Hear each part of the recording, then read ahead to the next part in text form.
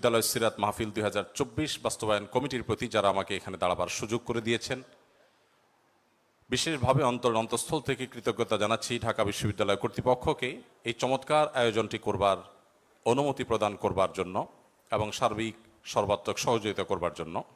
আমি কোনো ভূমিকা ছাড়াই আমার মূল বক্তব্যে প্রবেশ করতে চাই। আজ 2024-এর যেই সময়টাতে আমরা দাঁড়িয়ে কথা বলছি, আজকের পৃথিবীতে দুর্বলদের পক্ষে কথা বলাটা ফ্যাশনে পরিণত হয়েছে। আপনারা জানেন, দুর্বল মানুষদেরকে নিয়ে কেউ কাজ করলে সমাজে তাকে হিরো মনে করা হয়। আজকের সমাজে দুর্বলদের নিয়ে কাজ করলে তাদেরকে নিয়ে মানুষ অনেক গর্ব করে। এটা গর্বের একটা ব্যাপার যে কেউ দুর্বলদেরকে নিয়ে কাজ করছে।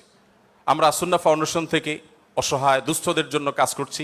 আপনারা অনেকে আমাদেরকে সেজন্য মোবারকবাদ জানাচ্ছেন, শুভেচ্ছা জানাচ্ছেন, আমাদেরকে প্রেরণা দিচ্ছেন। ধন্যবাদ আপনাদের প্রতি। কিন্তু আমি যেটি বলতে চাচ্ছি যে আজ থেকে ঠিক 1500 বছর আগের পৃথিবীতে যদি আমরা ফিরে যাই,